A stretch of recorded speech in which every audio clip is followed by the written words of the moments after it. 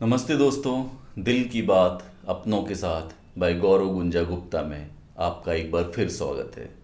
दोस्तों, मैं पिछले 1.5 पौने 2 वर्षों से दुर्गापुर पश्चिम बंगाल में हूँ और ये मुझे पहला अवसर प्राप्त हुआ है जब मैं यहाँ पर कोई कहानी लिख पाया हूँ। ये कहानी यानी अनामिका पिछले महीने दिसंबर में मैंने लिखी। कहानियाँ क्या हैं? समाज का दर्पण, समाज का आईना। समाज से ही तो निकलती हैं कहानियाँ और वापस समाज को रचने और समाज को गढ़ने का काम करती हैं। कहानी को पढ़ने और सुनने में मज़ा और आनंद तभी आता है जब ऐसा लगे कि ये अनामिका तो जैसे मेरी दूर वाली नानी की या दूर वाली चाची की या वो मेरी माँ की कहानी ही तो है अनामिका। ऐसा ही कुछ आपको एहसास होगा जब आप कहानी सुनेंगे अनामिका। अंत में ज़रूर बताइएगा कि अनामिका आपको कैसी लगी। सुनिए मेरे साथ कहानी अनामिका। मैं अनामिका मध्य प्रदेश के एक छोटे से शहर आगर के एक छोटे से गांव में जन्मी। ये कहानी मेरी है। दो भाइयों में सबसे छोटी और पूरे खानदान की इकलौती लड़की, यानी सबसे लाडली, सबकी लाडली। अपने सारे परिवारों में कुल मिलाकर पूरे दर्जन भर भाई थे मेरे। मेरे बाबूजी की राशन की दुकान थी। ठीक ठाक कमाई हो जाया करती थी। बाबूजी ने मेरे भाइयों को ज़्यादा नहीं पढ़ाया लिखाया। दोनों भाई गांव के ही सरकारी स्कूल में 10वीं तक ही पढ़ पाए और फिर बाबूजी के साथ दुकान का हाथ बटाने लग गए। लेकिन बाबूजी की इच्छा थी कि बिटिया को अच्छे स्कूल में दाखिला दिलाना है। पर गांव में ना तो कोई अच्छा स्कूल था और ना ही बाहर पढ़ाने को भेजने के लिए पैसे। बाबूजी भी क्या करते, तो फिर वही उसी सरकारी स्कूल में मेरा दाखिला करा दिया जिसमें मेरे भाई पढ़ते थे। मैं उस समय कक्षा 5वीं में थी। मेरे भाई मुझ पर जान छिड़कते थे। बड़े भैया यानी राघव भैया ने खूब मेहनत की। दुकान के लिए बाहर इंदौर से माल लाना और आसपास के गांव देहात के हाट में जा जाकर बेचना।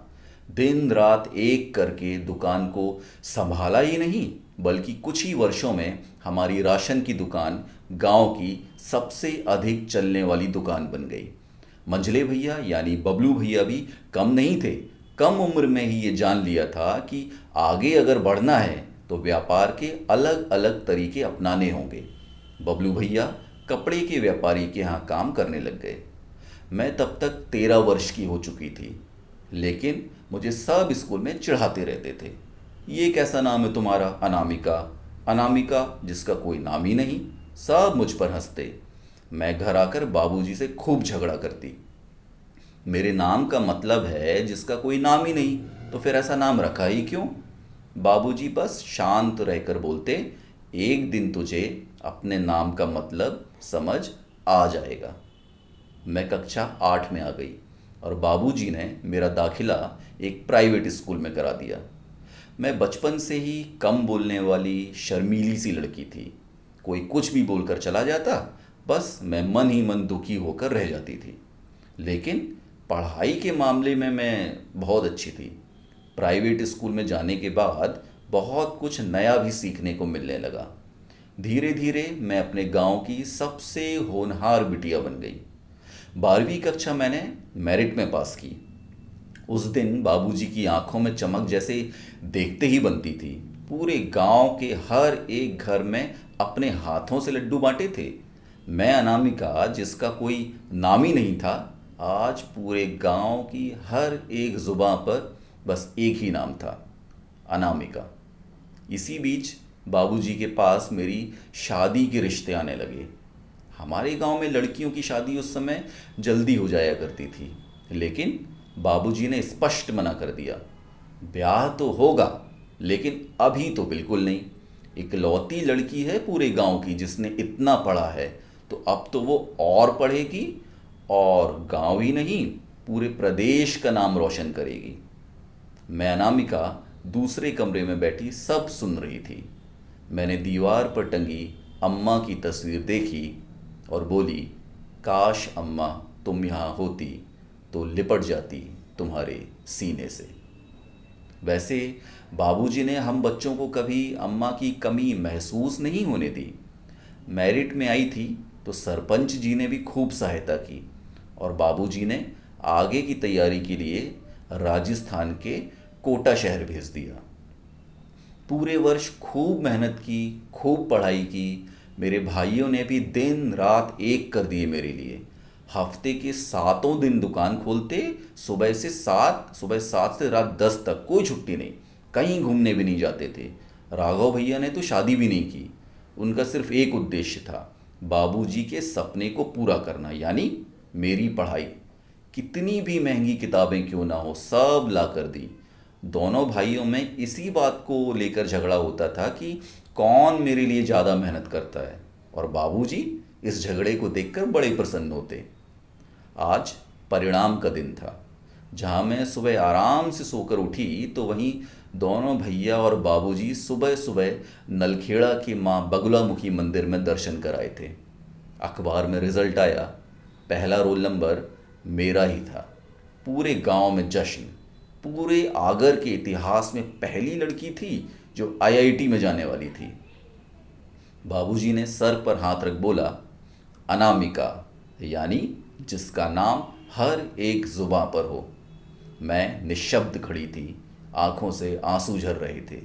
मैं बाबूजी के सीने से लिपट गई। मैंने देखा मेरे दोनों बड़े भाई दूसरे कमरे में एक दूसरे से लिपट कर रो रहे थे। राघव भैया, जिन्होंने शादी नहीं की कि कहीं मेरी पढ़ाई के उद्देश्य से उनका ध्यान न भटक जाए। बबलू भैया, जिनके साथ के दोस्त यार अक्सर बाहर घूमने मस्ती करने जाते थे, उन्होंने दिन रात एक कर बाबूजी के सपनों को बोझिल नहीं होने दिया। आज का दिन उनके भी संघर्ष के परिणाम का दिन था। कुछ वर्ष और गुजरे, पढ़ाई पूरी हो गई। राघव भैया ने तो फिर ब्याह नहीं किया, लेकिन बबलू भैया से बहुत प्यारी सी भाभी मिली और नन्हे मुन्ने बच्चों की बुआ भी बन गई थी मैं। कुछ वक्त गुजरने के बाद एक दिन बाबूजी बोले, बिटिया, एक अच्छा रिश्ता आया है। लड़का छत्तीसगढ़ में एक प्राइवेट कंपनी में काम करता है और अपने ही समाज का है। मैंने पत्रिका देखी। आशीष छत्तीसगढ़ में एक पावर प्लांट में सीनियर मैनेजर थे। भोपाल एमएसीटी से पढ़े थे और पास के ही शहर उज्जैन से थे। तो मैंने हाँ कर दी। प्लांट की टाउनशिप बहुत व्यवस्थित थी। कुछ ना कुछ एक्टिविटीज़ भी होती रहती थी। आशीष हमेशा मुझसे पार्टिसिपेट करने को कहते और मैं भी सारे प्रोग्राम में हिस्सा लेती, चाहे डांस हो या आर्ट एंड क्राफ्ट हो, रंगोली हो, फ्लावर कंपटीशन हो या कुछ और। एक तरफ जहाँ टाउनशिप में धीरे धीरे सभी लोग मुझे जानने लग गए, वहीं आशीष को भी उनके अच्छे काम के कारण कुछ ही वर्षों में अच्छी पोजीशन भी मिल गई थी। अब आशीष डीजीएम बन गए थे। अरे, बच्चों के बारे में तो मैं बताना भूल ही गई। जैसे मैं अपने भाइयों में अकेली थी, वैसा ही कुछ यहाँ भी हुआ। मेरी छोटी बेटी अपने दोनों बड़े भाइयों की सबसे लाडली थी, लेकिन मुझसे एकदम उलट, यानी खूब बातूनी, खूब बदमाश। जिंदगी खुशहाल मोड़ों से होती हुई गुजर रही थी। लेकिन कहते हैं ना, वक्त कब किस ओर करवट बदल ले कोई नहीं जानता। एक दिन आशीष ने छुट्टी ले ली और घर पर ही थे मेरे साथ। बच्चे स्कूल गए हुए थे। आशीष ने गाना लगाया, सुहाना सफ़र और ये मौसम हंसी। आशीष बोले, आज चाय मैं बनाऊंगा। सब कुछ कितना अच्छा चल रहा था कि अचानक किचन में आशीष गिर पड़े। मैं चीखी, चिल्लाई, आसपास के सब लोग आए। आशीष को प्लांट के हॉस्पिटल में लेकर गए। डॉक्टर ने रायपुर रेफ़र कर दिया। बताया हार्ट अटैक आया है। मैं बदहवास कुछ समझ नहीं पा रही थी, क्या करूं क्या ना करूं। बच्चे स्कूल गए हुए थे। मैं एम्बुलेंस में आशीष को लेकर पड़ोस के शर्मा जी के साथ रायपुर चल दी। डॉक्टर ने आशीष को देखा और आकर हाथ जोड़कर बोला, माफ़ कीजिएगा। मेरे हाथ पैर ठंडे पड़ गए। मैं बस आशीष आशीष किए जा रही थी, उन्हें उठाने की असफल कोशिश में लगी थी। शर्मा जी ने मुझे संभालने की कोशिश की, लेकिन होनी को कोई नहीं टाल सकता। आशीष हम सबको छोड़ के अनंत आकाश में जा चुके थे। उस वक्त बड़ा बेटा 10वीं, मंझला 8वीं और बिटिया तो सिर्फ 5वीं में थी। आशीष का सारा क्रियाकर्म मेरे बड़े बेटे विजय ने किया। मासूम के हाथों आशीष को मुखाग्नि दी गई। मंझला बेटा अजय पिता के दहकते शरीर को एकटक देखे जा रहा था और बिटिया अनु, उसको तो जैसे कुछ समझ ही नहीं आया कि ये सब हुआ क्या। आशीष के जाने के बाद जैसे सब कुछ अचानक से बदल गया। अभी 1 ही महीना तो हुआ था कि कंपनी ने घर खाली करने का नोटिस दे दिया। मैंने आशीष की ऑफिस बात की लेकिन नतीजा बेअसर रहा और हमें 1 BHK का घर दे दिया गया। कहाँ जब आशीष थे तो 4 BHK के बंगले में रहते थे हम सब। खैर, इसी वजह से उनसे जलने वालों की कमी भी ऑफिस में नहीं थी। मैं IIT पास आउट थी तो आशीष की ही कंपनी में जॉब के लिए आवेदन कर दिया। नौकरी तो मिली लेकिन मेरी क्वालिफिकेशन के मुताबिक नहीं। कंपनी के स्कूल में मुझे शिक्षक की पोस्ट पर नियुक्त कर दिया गया, यह कहकर कि कंपनी की माली हालत अभी ठीक नहीं है, जब थोड़ा सुधार होगा तो आपको नए पद पर नियुक्त कर दिया जाएगा। वैसे एक बात बताऊं, जहां मैं अपने मायके की सबसे होनहार बिटिया थी तो वहीं पूरे ससुराल में भी मुझसे ज़्यादा पढ़ा लिखा कोई नहीं था। चूँकि मैं आशीष के साथ टाउनशिप कल्चर में इतने वक्त से थी तो मेरा रहने का तरीका, लोगों से बात करने का तरीका ससुराल वालों से अलग था। मैं स्मार्ट थी, सारे काम आत्मनिर्भरता के साथ काम करने में सक्षम थी और शायद यही एक वजह थी ससुराल वालों की मुझसे चिढ़ने और जलने की। मुझे याद है आशीष की शोक सभा में मैं बस निढाल बैठी उनकी तस्वीर को बस एक टक देखे जा रही थी। ऐसे माहौल में भी सभी लोगों के सामने मेरी सास ने अचानक से मुझे पकड़ा और मेरे दोनों हाथों की चूड़ियां तोड़ दी, मेरे माथे का सिंदूर पोंछ दिया और बिंदी निकाल कर फेंक दी। मैं बदहवास बस रोई जा रही थी और सास मुझे उस मार्मिक वक्त में भी बस ताने मारे जा रही थी, मेरे बेटे को खा गई, खुद भी क्यों न चली गई, अब क्या अचार डालेगी इस सब पढ़ाई लिखाई का। बाबूजी भी थे वहाँ पर लेकिन कुछ ना बोलकर भी सब बोल गए। जहाँ मेरी आंखें आंसुओं के सैलाब में डूबी हुई थी तो वहीं दूसरी तरफ बाबूजी की आंखों में विश्वास था। राघव भैया और बबलू भैया क्रोध का घूंट पीकर चुपचाप थे क्योंकि बाबूजी के संस्कारों का ख्याल जो था। आशीष के जाने के बाद ससुराल पक्ष से तो कोई उम्मीद नहीं थी, पर जानती थी मेरे भाई और बाबूजी चट्टान की तरह मेरे पीछे खड़े थे। बाबूजी मेरे पास आए और बोले, यहाँ से ज़िंदगी के संघर्ष पथ पर अब अकेले ही आगे बढ़ना होगा। हम तुम्हारे साथ होंगे, ज़रूर होंगे, बट पास नहीं। याद रखना तुम वो अनामिका हो जिसका नाम हर एक ज़ुबां पर होगा। जा बिटिया, विजयी भव। मैं तो बस जैसे फफक कर रो पड़ी। दोनों भाइयों ने गांव वापस जाते वक्त सर पर हाथ रख बोला, हमें गर्व है कि हम तेरे भाई हैं, जिस क्षण याद करेगी दौड़े चले आएंगे। कुछ दिन बाद सारे रिश्ते नातेदार चले गए। नई शुरुआत करनी थी। आशीष के जाने के बाद घर की आर्थिक स्थिति को संभालना था।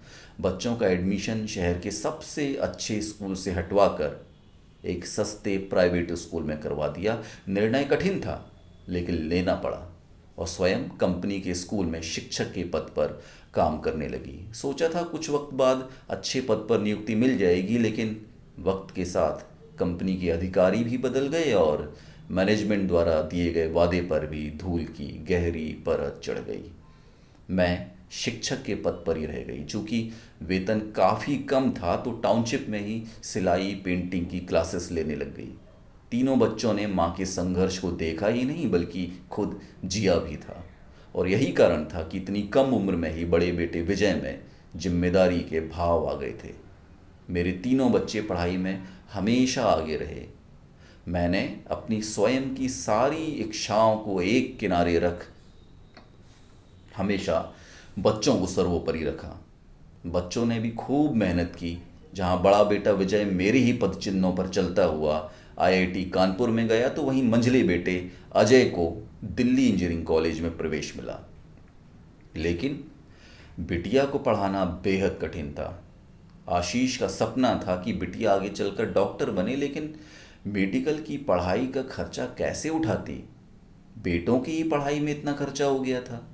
आशीष के चचेरे भाई उस समय जबलपुर में थे। उन्होंने कहा, अनु को मेरे यहाँ छोड़ दो, उसकी पढ़ाई का खर्चा मैं देख लूँगा।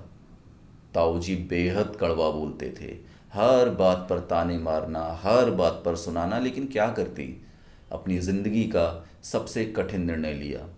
अनु बिटिया को उनके यहाँ छोड़ दिया आगे की पढ़ाई के लिए। अनु बिटिया भी मन मार कर रहने लगी, लेकिन पापा के सपने को पूरा करने में पूरी जान लगा दी। ताऊजी ने एहसानों का पहाड़ मेरे सर पर रख दिया। मैं भी परिस्थितियों को जानते समझते हुए सब कुछ सहती रही। जब बाकी बच्चे घूमने फिरने जाते, अनु बिटिया बस पढ़ाई में डूबी रहती। अपनी माँ के संघर्ष को बखूबी देखा था उसने।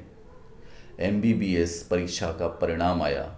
अनु अव्वल नंबर से पास हुई। बाबूजी आए थे ढोल नगाड़े के साथ टाउनशिप में। राघव भैया, बबलू भैया भी साथ में थे। बाबूजी ने मेरे मस्तक पर टीका लगाते हुए बोला, अनामिका, जिसका नाम हर एक जुबां पर हो। मेरी अनु बाबूजी की बातों को गर्व से सुन रही थी। ये थी कहानी अनामिका। कैसी लगी ज़रूर बताइएगा।